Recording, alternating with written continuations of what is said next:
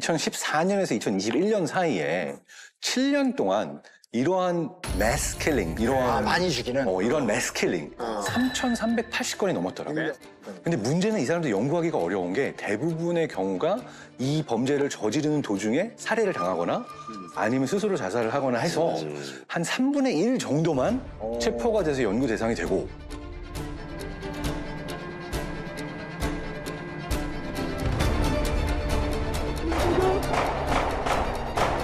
내 손.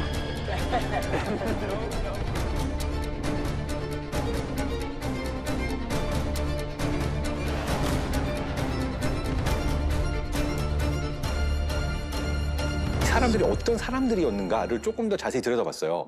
그랬더니 일단 스트레스 레벨이 아주 맞아. 오랜 기간 지속적으로 높아져 있는 상태. 두 번째는 표현 능력이 떨어져 있는 사람이 많았어요. 그러니까 내가 지금 힘들다. 그런 것도 내가 지금 얘기해야 되는데. 이렇다라고 스스로를 어디에다가 맞아. 표출하거나 표현할 가능성이 없는 그렇죠. 외로운 케이스죠. 그래서 영어로는 론 월프, 외로운 늑대라고 부르고 일본어에서는 히키코모리라고 약간 부르는 케이스에 해당되는 경우가 많고 결국에는 자기가 스스로 이제 목숨을 끊거나 아니면 뭐 이제 뭐 끝까지 반항하고 이제 저항하다가 총에 맞아서 사살이 되거나 뭐 이런 케이스잖아요. 근데 이제 조선도 마찬가지로 이렇게 사람을 찌르고 난 다음에 보통 우리가 일반적으로 찌르면 도망가야 되는데 그냥 이렇게 가만히 넋놓고 앉아서 뭐 이제 도주행각하고는 좀 다른. 가만히 있었어요.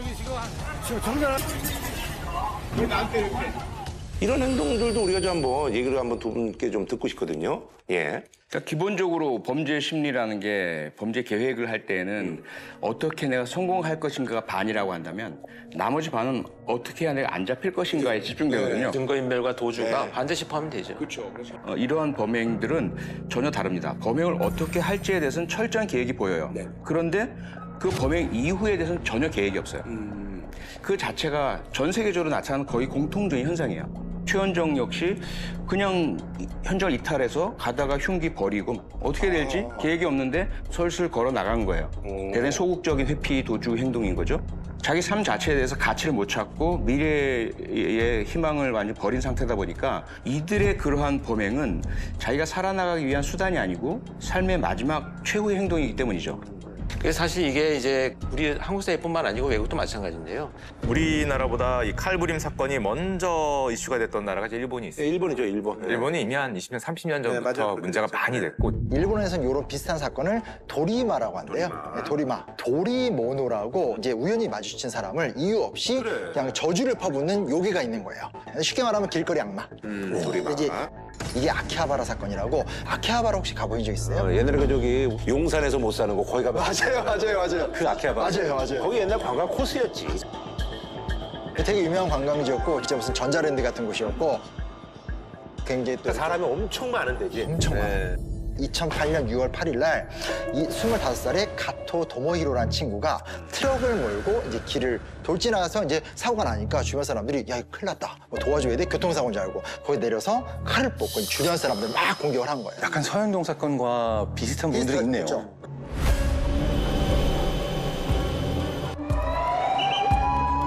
突如トラックが突っ込み次々と無差別に刺された人々7人の命が奪われ10人が重軽傷を負った凄惨な事件 이 당시 체포하고 나니까 했던 말이 지쳤다. 세상이 싫어졌다. 누구든 죽이고 싶었다. 事件直後路地裏に逃げ込んだところを確保されたのが加藤智弘死刑囚当時25歳世の中が嫌になった誰でもよかった温かい家族恋人友人私にはそういったものはありませんのでそれらが理不尽に奪われる苦痛を想像することができず歯がゆいのですが 이거에 대한 근본적인 어떤 원인은 뭐라고 생각하세요? 이걸 보면은 사실은 많은 뭐 사회학자나 경제학자 마찬가지고 지금 경제적으로 보면은 타이밍이 어떤 타이밍이냐. 일본이 그렇게 사회 문제가 불거지기 시작할 때가 일본의 잃어버린 20년. 소위 말해 저성장. 예, 사회가 그냥 저성장으로 쫙 빠지면서 약간 힘을 잃고 침울해지는 그 시기하고 맞는 경향이 있거든요. 근데 우리나라 올해 성장률을 보면 1.4% 얘기합니다. 1%대로 떨어지고 있어요.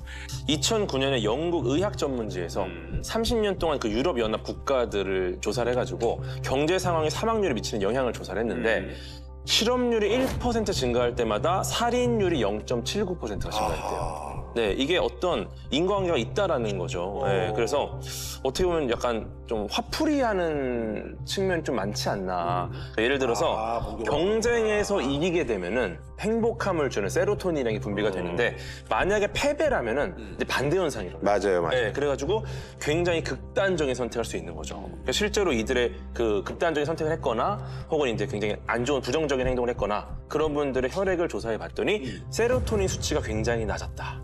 네, 즉 정말 행복한 게 없는 거예요. 맞아요.